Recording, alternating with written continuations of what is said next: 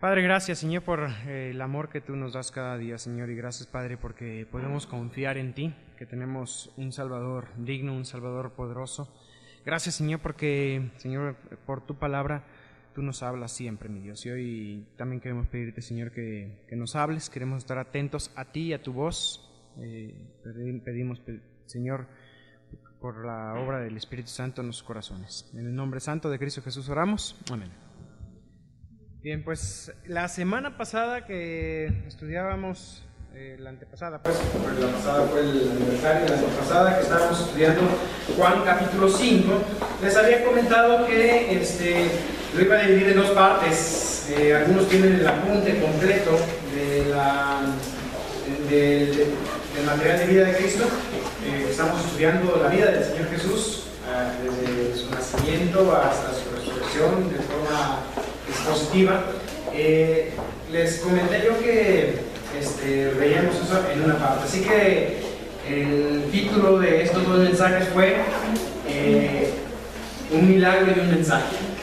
Vimos el milagro en Juan capítulo 5 y ahora nos toca ver la segunda parte. Les comentaba yo que en muchas ocasiones vemos nosotros que ocurre eso, que se da un mensaje partiendo de un milagro. Lo vemos tanto en el libro, en los evangelios, como también en el libro de los Hechos, que ocurre un milagro y se aprovecha para dar algo más importante. Ahora, el milagro era importante. Vemos personas en ocasiones resucitadas, en este caso fue un paralítico, pero ¿sabes? Aquellas personas que fueron resucitadas por Cristo volvieron a morir. Pero en ese contexto Jesús habló acerca de que Él daba vida y vida eterna. Y entonces tenemos que entender que si bien el milagro era importante, era más importante que el hecho de que el hombre hubiese resucitado, era que demostraba ese milagro. Y más importante que el hombre hubiese resucitado de la muerte, es que este hombre y todos nosotros podemos tener también vida después de la muerte. No una vida temporal, no una resurrección para volver a morir, porque dice la Escritura que está establecido para todos los hombres que mueran una sola vez y después de esto el juicio. En este caso, ellos por obra del Señor Jesucristo rompieron esa regla. Él no se somete a las reglas, ¿verdad? Y estos hombres resucitados murieron 2 veces. Así que vamos a ver aquí en Juan capítulo 5. Primero habíamos visto el paralítico de Bethesda, que fue resucitado por el Señor Jesús. Y sabemos qué fue lo que ocurrió al final. Vamos a leer un poquito en el versículo 16. Por esta causa los judíos perseguían a Jesús y procuraban matarle porque hacía estas cosas en el día de reposo. Por cierto, les estaba entregando esta hojita para que ustedes puedan ir siguiendo el bosquejo de la predicación, porque el bosquejo de hoy está un poco denso comparado con otros. Este pasaje es un pasaje con mucha enseñanza doctrinal. Así que a veces cuando el pasaje es doctrinal, hay pasajes que son prácticos, que son sencillos y nos gusta y nos disfrutamos. Pero los pasajes doctrinales a veces les sacan uno la vuelta, porque son a veces un poco más complicados de entender. Pero yo quisiera que igual, aunque sea un pasaje doctrinal, un pasaje un poco más complicado, quisiera destacar que son muy importantes. Entonces, como les decía yo, fue importante en este caso la sanidad del paralítico, pero ese milagro tenía un propósito mayor y fue este mensaje. La sanidad del paralítico es algo que nos gusta, ver los milagros de Jesús, pero no pasemos de lado las enseñanzas de Jesús después de estos milagros. Vimos que los judíos perseguían a Jesús y procuraban matarle porque hacía estas cosas en el día de reposo. Así que a partir de aquí inicia el mensaje. Versículo 17. Y Jesús le respondió. Tienen ahí en el apunte entonces, primero habla acerca de la triple igualdad de Cristo con el Padre. Luego va a hablar también de la triple resurrección y luego va a hablar de un triple testimonio de la deidad de Cristo. Ese es el bosquejo general. Cada uno de los puntos tiene 3 subpuntos, pues son triple. La triple igualdad de Cristo con el Padre. Miremos, les mencionaba yo, sanar a este hombre y hacerlo, por particularmente el hecho de haberlo hecho en el día de reposo, era contrario a la tradición judía. Recordemos que ellos guardaban celosamente el día de reposo. No podían hacer ningún tipo de trabajo, no podían más que caminar cierta cantidad de metros, no podían cocinar. Entonces, cuando Jesús sana y lo hace en día de reposo, ellos vieron esto como una ofensa a su tradición. Tradición sí, basada en los mandatos de la Biblia, pero aquí Jesús quería enseñarles que había algo superior a eso. Así que en esta parte del mensaje, Él demostró que Él mismo, Jesús, era igual a Dios de tres maneras. En primer lugar, igual en sus obras. Fíjate, versículo 17 al 21, leo. Jesús le respondió: mi Padre hasta ahora trabajo y yo trabajo. Si tú recuerdas, vamos hacia el pasado y recordar, ¿cuándo fue la primera vez que vemos que se guarda un día de reposo? En la creación. En la creación. ¿Quién fue el primero que guardó el día de reposo? Dios. Dios creó durante 6 días todo lo que existe y al día séptimo reposó, el descanso. No porque se hubiese cansado, o sea, Dios no se puede cansar. ¿Por qué descansó? Descansó como un ejemplo también para nosotros. Y el descanso no tiene que ver nada más con algo físico, sino que lo deja como un ejemplo para que nosotros dediquemos también un día para el Señor. Por eso es importante el hecho de congregarse, de que el domingo no sea solamente un día de fiesta, de qué padre que no trabajo, que no voy a la escuela, que tiene que ser también un día para agradecer al Señor por lo que Él hizo por ti. 6 días de creación, 6 días de cosas Dios haciendo. ¿Cuánto ha hecho Dios por ti? ¿Y cuánto haces tú? Entonces, ese séptimo día lo deja como ejemplo para que lo guarde. Pero sabes, Jesús dice: mi Padre hasta ahora trabaja. ¿Sabes? ¿Desde cuándo el Señor, nuestro Dios, está trabajando? El Padre. Desde la caída, Él está trabajando en la salvación de los hombres. Él no ha cesado de trabajar en la salvación de los hombres. Aunque sea sábado, aunque sea domingo, Él sigue trabajando. Hoy sigue trabajando. Y cuando Jesús dice: mi Padre hasta ahora trabaja y yo trabajo, justamente se refiere a eso. Él se ocupa de la salvación de los hombres. Así que el hecho de que el Padre trabajaba y Él trabajaba, coloca a Jesús como igual al Padre. El día de reposo se quebrantó desde que el hombre pecó, y desde entonces Dios ha estado obrando, buscando y salvando a los perdidos. Así que aquí Cristo está afirmando que Él está afirmando que Él, cuando obra sus milagros, proceden del Padre, incluyendo el milagro de levantar muertos. Las obras que hace, las hace Jesús porque el Padre lo envió a hacerlas, sea día que sea. Así que Jesús es igual al Padre. Primero, en obras. Segundo, fíjate, tengo que seguir leyendo porque no leí todos los versículos. Leamos desde el versículo 18 hasta el 21. Dice: por esto los judíos aún más procuraban matarle, porque no solo quebrantaba el día de reposo, sino que también ¿qué? Decía que Dios era su propio Padre, haciéndose igual a Dios. Los judíos entendieron esto como una clara declaración de que Cristo decía que Él era Dios. Así que eso les molestó.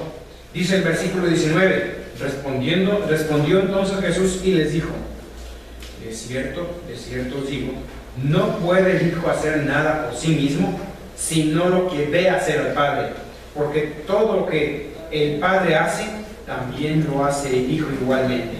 Porque el Padre ama al Hijo y le muestra todas las cosas que Él hace, y mayores obras que éstas le mostrará. De modo, dice, que os maravilléis. Las obras que hace el Hijo, ¿las hace por qué? porque el Padre las hace. Y en este caso, pues estaba mencionando yo particularmente la obra más grande, esas obras mayores. En un momento Jesús les dice a sus discípulos: ¿se maravillan ustedes de estos milagros que estoy haciendo? Ustedes van a hacer obras todavía mayores que las que yo hago. Y uno pregunta: bueno, si el Señor resucitó un muerto, ¿qué hice yo que fuera mayor que resucitar un muerto? Predicar el Evangelio. Porque cuando el Señor resucitaba un muerto, como les comentaba, esta persona vivía, pero volvía a morir. Pero cuando una persona cree, tiene vida eterna. ¿Y cuánto dura la vida eterna? Sí, parece una pregunta tonta, ¿verdad? Pero hay gente que piensa que la vida eterna es hasta el próximo pecado. Y no, la vida eterna es eterna. Es para siempre. Fíjate entonces que Jesús dice que Él es igual al Padre. ¿Por qué? Porque en sus obras son iguales. Y los judíos no entendieron. Él está diciendo que es igual. Al respecto, alguien decía, dice George McDowell, dice, si Jesús no es Dios, entonces era o un lunático o un gran mentiroso. No existe la opción de que Jesús fuese un gran hombre si yo creo que Él no era Dios. Así que la única alternativa correcta, si estoy pensando que Jesús o mentía o decía la verdad, y creemos que Él decía la verdad, por lo tanto debemos creer lo que Él afirmaba. Y Él afirmaba ser Dios. Primero, porque es igual al Padre en sus obras. En segundo lugar, el versículo 22 dice: porque como el Padre levanta a los muertos y les da vida, así también el Hijo a los que quiere da vida. El Padre da vida. Y recordemos desde el principio también otra vez, ¿a quién fue la primera persona que Dios dio vida? A Adán.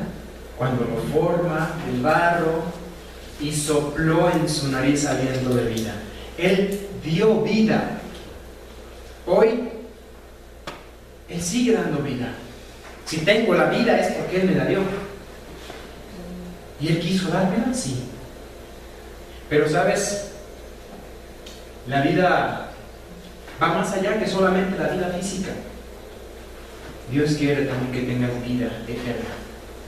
Parte de eso dice aquí, que el Hijo a los que quiere da vida. Y entonces entendemos lo que Cristo hizo por nosotros. ¿Qué hizo Cristo?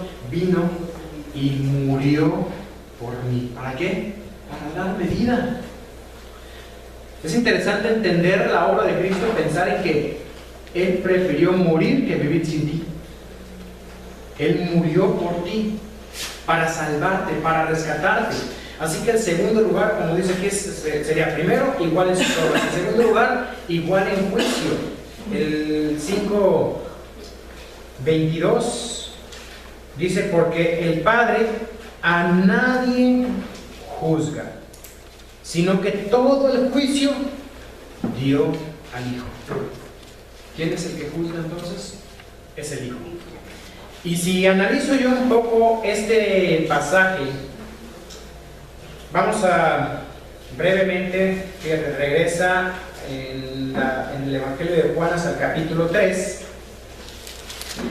Pensar en estos dos versículos que leí recién, que dice que a los que quiere da vida. Yo no preguntaría, entonces Jesús le da vida a unos y a otros no, porque si a lo mejor quiere darle vida a aquel, pero y el que no recibió a Cristo, entonces Jesús no quiso darle vida.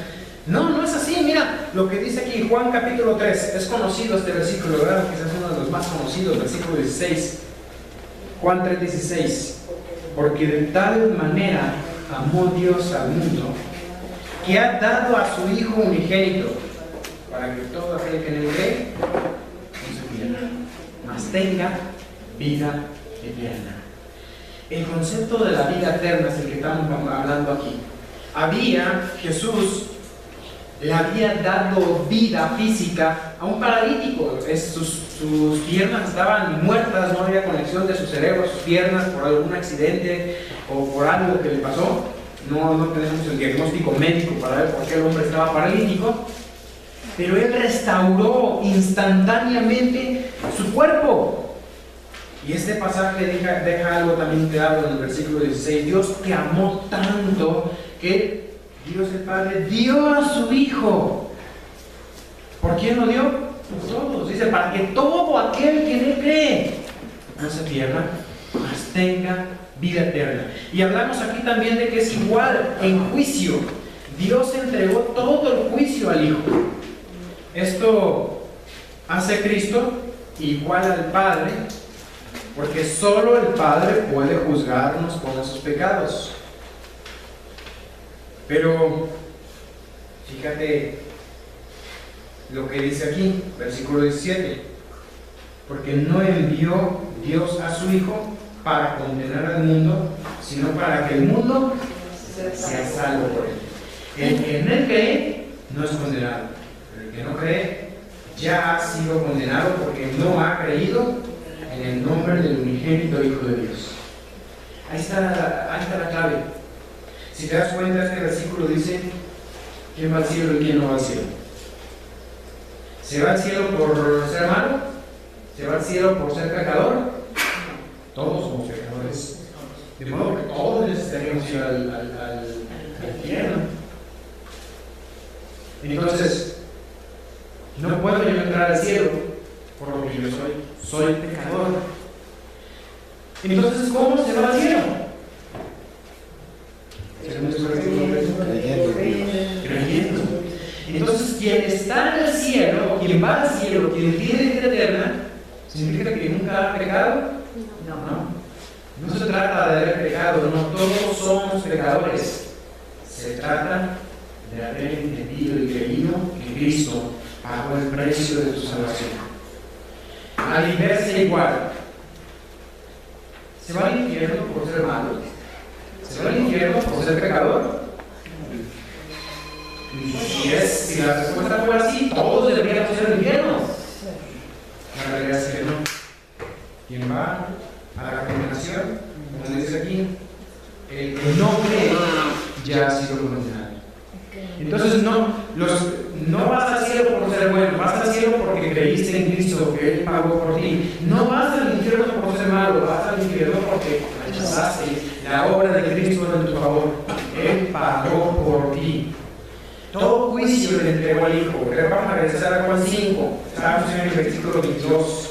Todo el juicio dio al Hijo. Nada más comparar aquí el versículo 27, dice: y también le dio autoridad de hacer juicio por cuanto es el Hijo del Hombre. Ahora, aquí, si bien en el capítulo 3 dice que Cristo no vino para condenar al mundo, acá se insiste en que Cristo vendrá a juzgar. Y yo quisiera aclarar algo. Lo que vamos a ver enseguida dentro de la película de resurrección veremos un poquito más al respecto. Pero tú eliges si vas a tener a Cristo como Salvador o como juez. ¿Cómo lo quieres tener? ¿Como Salvador o como juez? Y bueno, ¿qué diferencia hay? ¿Cómo puedo yo escoger si Él será mi Salvador o si Él será mi juez? ¿Cómo yo puedo escoger eso? Bueno, si yo creo en Él, será mi Salvador. Creer en Él es más que solamente decir: yo creo que Él existe. Creer en Él es aceptarlo como Salvador. Es estar convencido de por qué murió, la razón de su obra. Y puedo escoger yo el hecho de que sea Él mi juez. Si yo le rechazo como Salvador, si yo le rechazo como Salvador, entonces Él será mi juez. Dios, entonces, en primer lugar, es igual en obras. En segundo lugar, es igual en juicio. Versículo 23, para ver el tercer punto. Para que todos honren al Hijo como honran al Padre. El que no honra al Hijo, no honra al Padre que le envió. ¿Cuál sería la tercera entonces? Igual en honor, en honra. ¿Te has dado cuenta que hoy hay gente que dice que ama a Dios pero ignora a Cristo? Y ven, así como vemos que Cristo viene a salvar a gente que tiene el concepto de Cristo así como que Cristo está enojado con nosotros por nuestros pecados, entonces yo no me atreveré a ir a Él. Entonces muchos dicen, bueno, al Hijo por la Madre. Y vamos a llegar a Cristo como si Cristo estuviera enojadísimo con nosotros, y no, El único que puede calmar al Hijo pues es su mamá, María. Vamos a ir a través de María. Y como hemos dicho, nosotros respetamos y realmente debemos admirar a María, pero es un concepto equivocado pensar en Cristo como un juez implacable. Él quiere ser tu Salvador, no quiere ser tu juez, pero lo será si tú lo rechazas. La gente que ignora al Hijo y dice adorar a Dios, el Padre, está engañando. El que honra al Padre, ¿a quién honra? Al Hijo. Son iguales en honor. Nadie puede hoy en día, un ser humano, sea la posición que sea o la santidad que diga tener, ningún ser humano puede jamás atreverse a exigir el honor que solo a Dios merece. Dos casos. Tenemos a Pedro. Si tú vas con Pedro y ves a Pedro, cuando Pedro, a ver si no lo tenía aquí anotado, pero acompáñenme a Hechos.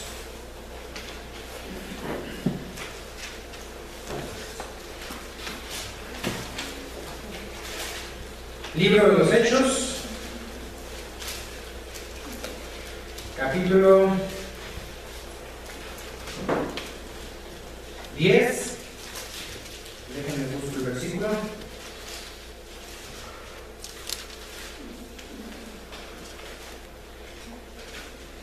Estoy buscando el versículo, dame un segundo porque digo que no lo tenía yo anotado aquí.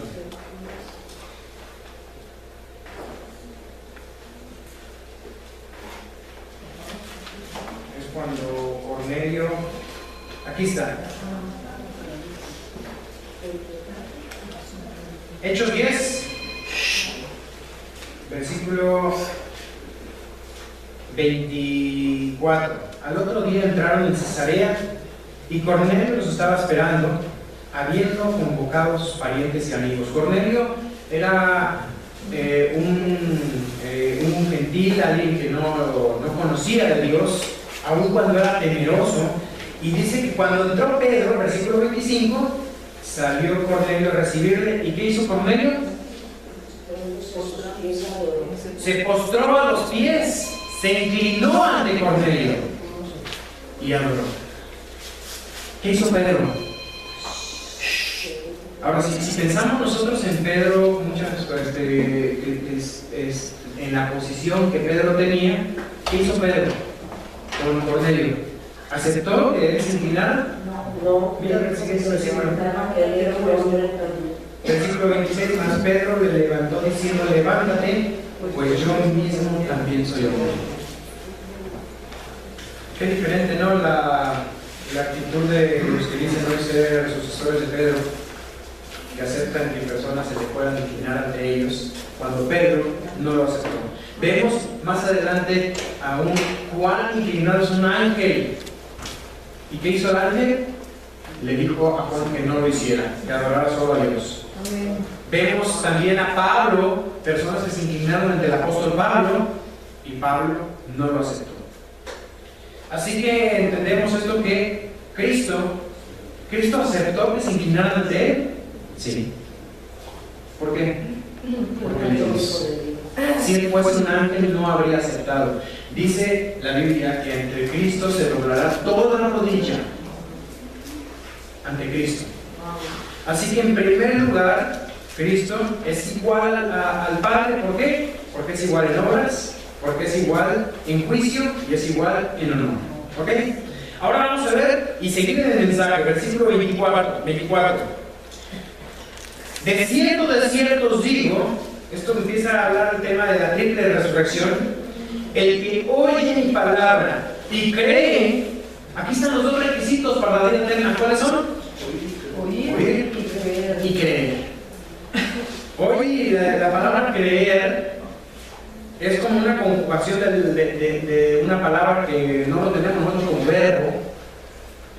Fe, no lo tenemos como verbo, pero podríamos usar la palabra fiar.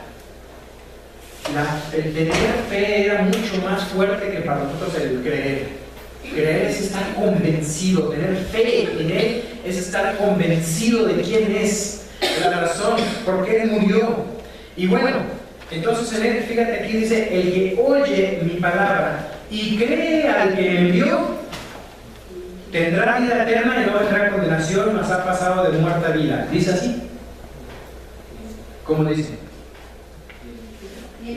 Dice tiene, no dice tendrá. Oye, la gente dice, no, es que cuando yo me muera, entonces Dios decidirá si voy a ir al cielo o si voy a ir al infierno. Fíjate que aquí dice, el que oye mi palabra y cree al que me envió, tiempo presente, tiene vida eterna. ¿Cuándo?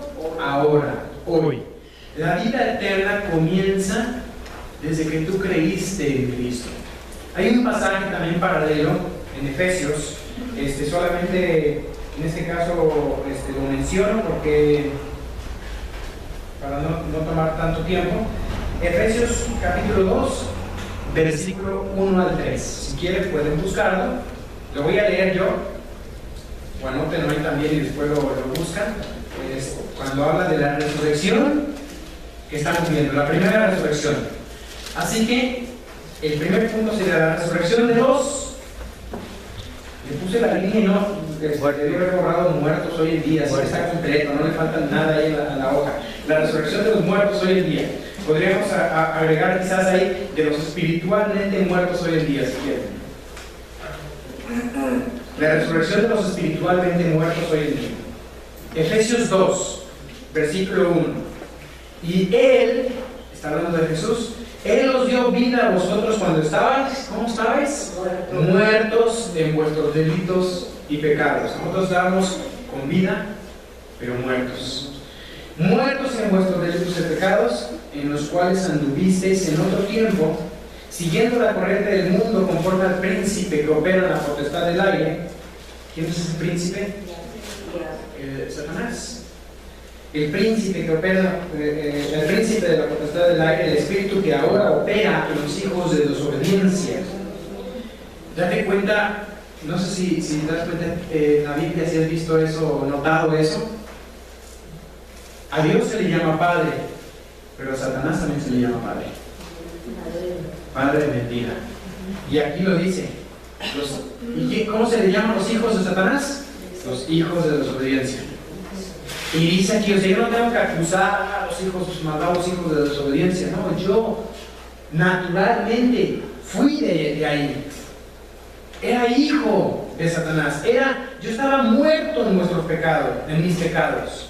Por eso dice el versículo 3, entre los cuales también todos nosotros vivimos en otro tiempo en los deseos de nuestra carne, haciendo la voluntad de la carne y de los pensamientos, y éramos por naturaleza hijos de ira, lo mismo que los demás.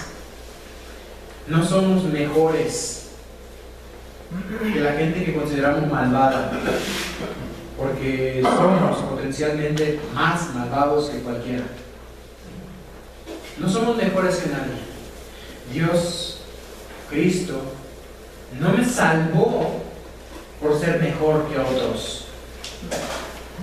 Me salvó por su gracia. Él me salvó a pesar de quién soy. Así que esta resurrección es una resurrección espiritual. ¿Cuándo ocurre? Cuando oímos la palabra de Dios y creemos en Él. El hombre que Cristo sanó era un muerto en vida. Cuando oyó la palabra y creyó, Él recibe vida en su cuerpo. Le dijo, levántate y anda. Y ahí tenemos el paralítico. Él podría decir, no puedo, estoy paralítico, ¿cómo me voy a levantar? Pero él oyó. Y a la palabra, él creyó. Por lo cual él obedeció. ¿Y qué pasó? Lo imposible. El paralítico caminó. Él es la vida. Juan 14:6. ¿Recuerdas? Yo soy el camino, la verdad y la vida. Él es la vida y por consiguiente Él puede dar vida a otros. Y tenemos que avanzar porque tenemos varios puntos que cubrir y tengo nada más 15 minutos más. Entonces, 15 minutos tenemos que terminar. La resurrección y la vida, el segundo punto. La primera, dice la triple resurrección. La primera, la resurrección de los pecadores muertos hoy en día. Segundo punto, dice que Él es la resurrección de vida. Versículo 28 y la primera parte del 29 dice: no os maravilléis de esto, porque vendrá hora cuando todos los que están en los sepulcros oirán su voz, y los que hicieron lo bueno saldrán a resurrección de vida. Hasta ahí. Esa es la primera parte del versículo 29. Si te das cuenta, aquí dice que todos los que están en los sepulcros oirán su voz, y los que hicieron lo bueno vendrán a resurrección de vida. Habla aquí de una resurrección de vida. Fíjate que el único mandato que Dios me pide es creer en Él, creer lo que Él hizo por mí. Así que cuando menciona aquí los que hicieron lo bueno, pero ¿qué dice la Biblia en otro lugar? No hay quien haga lo bueno, no hay ni siquiera uno. Eso está en Romanos, puedes anotarlo también ahí para... ¿Quiénes hicieron lo bueno? Nadie. Entonces, ¿quién va a resucitar la vida? Parecería ser que nadie. Romanos 3, 10, Romanos 3, 11, un segundo. Romanos 3, 10, como está escrito, no hay justo ni alguno, no hay quien entienda, dice el 11, no hay quien busque a Dios. Todos se desviaron a uno, se hicieron inútiles, dice el 12, no hay quien haga lo bueno, no hay ni siquiera uno. Entonces uno diría, si dice la Biblia que nadie hizo lo bueno, pero dice la Biblia que los que hicieron lo bueno vendrán a la resurrección de vida, pues nadie va a resucitar en la resurrección de vida. Pero ¿sabes qué ocurrió cuando tú creíste en Cristo? Tus obras se le asignaron a Cristo, todo lo que tú hiciste, y Él pagó lo que tú merecías. Por mi culpa, Él tuvo que morir en la cruz. Pero en ese momento también así como que hubo un cambio de posición. Él me dio su lugar y yo le di el mío. Yo le di el mío. ¿Cuál es el mío? La cruz. Él me dio el suyo. ¿Cuál era el suyo? La gloria. Cuando entonces Dios te ve a ti que has creído en Cristo, si tú creíste en Él, Él ve a Cristo. Y entonces, ¿qué ve en ti? Las obras de Cristo. ¿Pecó alguna vez Cristo? Jamás. Y tú puedes aceptar a Cristo. Cuando aceptas a Cristo, aceptas su justicia, su perfección, y se te asigna. Entonces, ¿quién resucita a vida? Aquellos que han creído en Cristo. Vamos a seguir leyendo. Fíjate, dice versículo, veíamos el 29, los que hicieron lo bueno saldrán a la resurrección de vida. Entonces tenemos aquí la resurrección futura de los creyentes. Esta resurrección se describe en dos pasajes más. Los comento nada más brevemente. Primera de Tesalonicenses 4:13, versículo 13, Primera de Tesalonicenses 4, versículos 13 al 18. Habla de cuando el Señor viene y Él, con voz de mando, con voz de arcángel y con trompeta de Dios, nos llama. Y dice aquí que los muertos en Cristo resucitarán primero. Luego nosotros, los que hayamos vivido, que hayamos quedado hasta la venida del Señor, seremos arrebatados juntamente con ellos en las nubes para recibir al Señor en el aire. ¿Quiénes resucitarán? Los muertos en Cristo. Esa es la resurrección de vida. El otro pasaje es 1 Corintios 15, versículo 51. Dice: he aquí os digo un misterio. No todos dormiremos, hablando de la muerte, no todos moriremos, pero todos seremos transformados. En un momento, en un abrir y cerrar de ojos, porque se tocará la trompeta, y los muertos serán resucitados incorruptibles y nosotros seremos transformados. Y sigue el pasaje hablando. Si quieres, anota los pasajes, ya que tengas un poco más de tiempo puedes buscarlos. Sé que no les doy mucho tiempo ahorita para buscarlos. Discúlpenme, el tiempo avanza y tenemos que avanzar también en el último punto. Los pasajes son 1 de Tesalonicenses 4, 13 al 18 y 1 de Corintios 15, 51 al 58. La resurrección de vida. La Biblia no enseña una resurrección general, pareja para todos, como tampoco enseña un juicio general. Muchas veces hemos escuchado el gran juicio final. Hay varios juicios en el futuro. Hay un juicio para inconversos y hay un juicio para creyentes. Así como hay una resurrección para los no creyentes y una resurrección para los creyentes. Hemos visto la resurrección de los creyentes, que se le llama aquí, los que hicieron lo bueno saldrán a la resurrección de vida. Mas los que hicieron lo malo, y en ese sentido, como decía, nadie va al cielo por ser bueno, como nadie va al infierno por ser malo. Quien va al infierno, lo malo que hemos hecho es rechazar a Cristo. Y dice aquí, los que hicieron lo malo, a resurrección de condenación. Así que tenemos aquí la tercera resurrección. La primera es la resurrección espiritual, la resurrección de los pecadores espiritualmente muertos hoy en día. La segunda resurrección es la resurrección de vida. Y la tercera resurrección es la resurrección de condenación. Los que hicieron lo malo, a resurrección de condenación. Esto se describe, por ejemplo, ahí en Apocalipsis 20, del 11 al 15.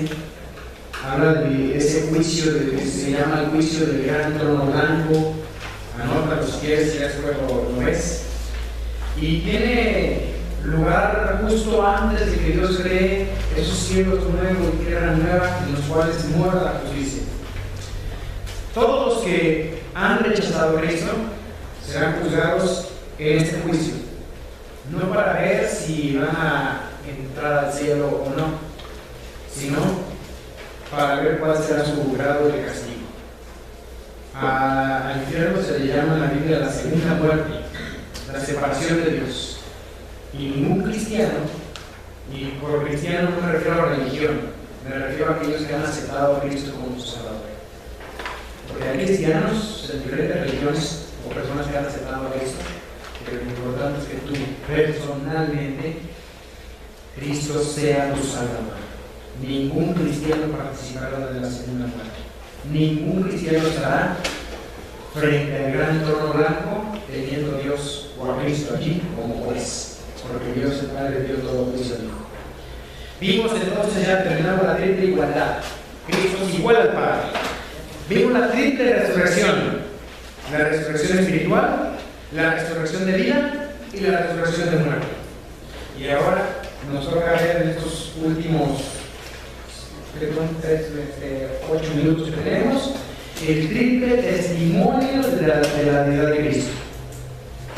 Triple testimonio de que Cristo es Dios. Y en primer lugar tenemos versículo 30. No puedo yo hacer nada por mí mismo. Según oigo, así juzgo. Y mi juicio es justo, porque no busco mi voluntad, sino la voluntad del que me envió, la del Padre. Y dice, hasta el 35 dice, si yo doy testimonio, y aquí empezamos con ese triple testimonio, si yo doy testimonio de mí mismo, mi testimonio no es verdadero. Otro es el que da testimonio acerca de mí, porque yo sé que el testimonio que da de mí es verdadero. Vosotros enviasteis mensajeros a Juan, y aquí está hablando acerca de esta persona que dio testimonio de Cristo. Vosotros enviasteis mensajeros a Juan. ¿Cuál Juan? Porque está Juan el Bautista, es Juan el Bautista. Y dice que él dio testimonio de la verdad. Pero yo no recibo testimonio de la obra de alguno, más digo eso para que vosotros seáis salvos. Él era antorcha que ardía y alumbraba, y vosotros quisiste regocijaros por un tiempo en su luz. Así que Juan Bautista está dando testimonio, era una antorcha que ardía y que alumbraba, que anunciaba que Cristo venía. ¿Te acuerdas que anunciaba que Juan Bautista? Arrepiéntanse, porque el reino de los cielos es acercado. Y cuando vio a Cristo, ¿qué dijo? Y aquí el Cordero de Dios que quita el pecado del mundo. Así que Juan el Bautista señaló a Cristo. Y ese versículo, quizás el que más personas en el mundo conocen de memoria, más que Juan 3:16, He aquí el Cordero de Dios que quita el pecado del mundo. Lo dijo Juan el Bautista, señalando a Cristo. Entonces, ¿cómo quito mi pecado? ¿Quito mi pecado portándome bien? No, ese es el Cordero de Dios el que quita el pecado. Qué bueno que te portas bien, hazlo. No estamos hablando aquí de que hagamos lo que queramos, porque Dios es juez. Estamos hablando de que Cristo es el Cordero de Dios que quita el pecado del mundo. ¿Cómo quito mis pecados? Solo por su sangre. Solo su sangre puede quitar el pecado.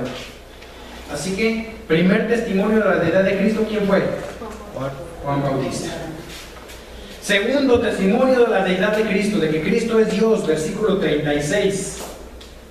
Mas yo tengo mayor testimonio que el de Juan, o sea, todavía más grande que el de Juan, porque las obras que el Padre me dio para que cumpliese, las mismas obras que yo hago, dan testimonio de mí, de que el Padre me ha enviado. Así que en segundo lugar, ¿cuáles? Las obras de Cristo. Las obras de Cristo eran evidentes, aún si recuerdas hasta el mismo Nicodemo, cuando se acercó a Jesús, le dijo: ninguno puede hacer las obras que tú haces si no está Dios con él. Era evidente por lo que él hacía que solo Dios podía hacer eso. En algún momento dijo: tus pecados te son perdonados, le dijo a un hombre, ¿recuerdas? Y los fariseos empezaron molestos de decir: ¿quién puede perdonar pecados si no solo Dios?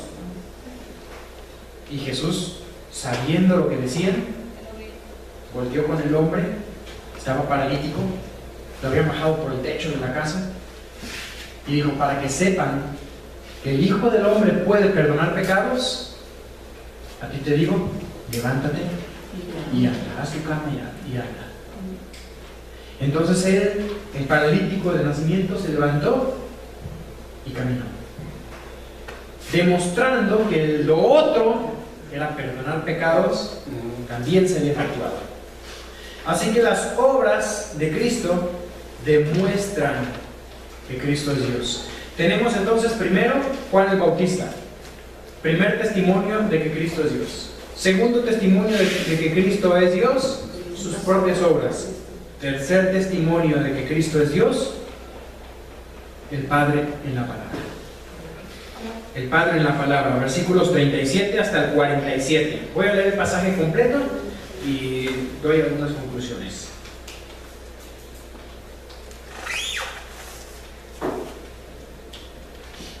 Dice el versículo 37: también el Padre que me envió ha dado testimonio de mí.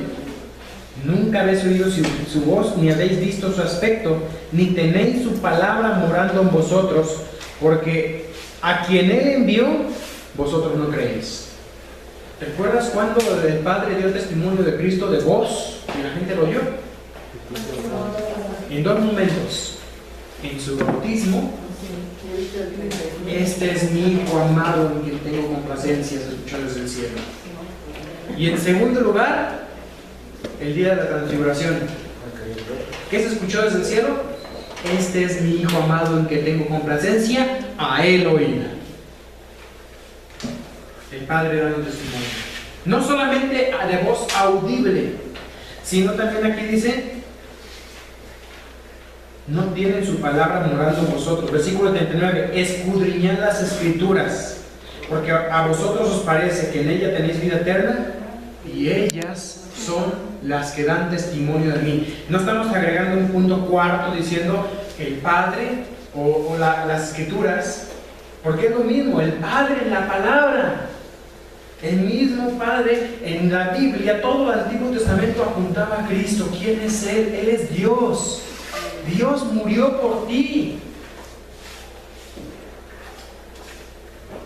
Dice versículo 40: ustedes escuchan la Escritura y no queréis venir a mí para que tengáis vida. Gloria de los hombres no recibo, mas yo conozco que no tenéis amor de Dios en vosotros. Yo he venido en el nombre de mi Padre y no me recibís. Si otro viniera en su propio nombre, ¿a ese recibiréis? ¿Cómo podéis vosotros creer? Pues recibís gloria unos de los otros, ellos se glorifican a sí mismos. Y no buscáis la gloria que viene del Dios único. No penséis que yo voy a acusaros delante del Padre. ¿Hay quien os acusa? Moisés, la ley, en quien tenéis vuestra esperanza. Porque si creyeres a Moisés, me creerías a mí, porque de mí escribió él. Pero si no creéis a sus escritos, ¿cómo creeréis mis palabras? Cristo es claro en este pasaje, ¿no? Él es la vida. Y dice aquí, versículo 43, yo he venido en el nombre de mi Padre y no me recibís. Recibir a Cristo es aceptarlo como tu Salvador, es creer en Él, es permitirle que Él transforme tu vida. Moisés escribió de Cristo, ¿y qué pasó? Rechazaron la palabra, versículo 38, no quisieron ir a Él, versículo 40, no amaron a Dios, versículo 42, no quisieron recibirle, versículo 43, buscaron el honor de los hombres y no de Dios, versículo 44, y no quisieron escuchar su palabra. No es sorprendente que no querían oír, que no pudieron creer, porque no querían oír. Estate atento a la voz de Dios. Él es quien da vida. Y este es un mensaje, como todos aquellos mensajes, tiene una doble aplicación. Una aplicación para aquellos que hoy en día necesitan de Cristo. Necesitamos nosotros conocer a Cristo como mi Salvador personal. Y una aplicación también para aquellos que ya hemos conocido a Cristo. Porque es nuestro mensaje. Este mensaje es el mensaje que da vida. Y hay veces que aunque he recibido a Cristo, mi corazón sigue con oídos duros, un corazón duro que no escucha su palabra. Suaviza tu corazón a su palabra. Vamos a terminar ahora. Gracias, Dios. Gracias, Padre, porque tú enviaste a nuestro Salvador, a Cristo. Y hoy podemos acercarnos a ti por la obra que nuestro Salvador hizo. Gracias porque tenemos un potente Salvador, un gran Salvador, que es Cristo, que murió por mí. Gracias, Cristo Jesús, por haber muerto por mí en la cruz, porque tú, siendo Dios, te hiciste hombre por mí. Gracias por esa resurrección que tú has efectuado en nosotros, dándonos vida eterna. Gracias porque recibimos ese testimonio. Así, en actitud de oración, a mí me gustaría que la oración sea personal, tuya también. Es momento quizás hoy de que te acerques a Cristo y que tú le digas: Jesús, hoy creo en ti. Hoy entiendo que lo que tú hiciste por mí en la cruz es lo que yo necesitaba. Dile con tus palabras, dile así: Jesús, creo en ti. Te pido que seas mi Salvador.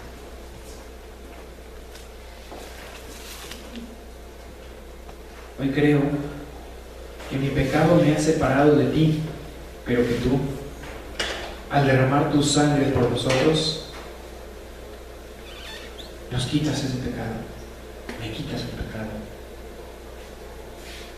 porque tú eres el Cordero de Dios que quita el pecado del mundo.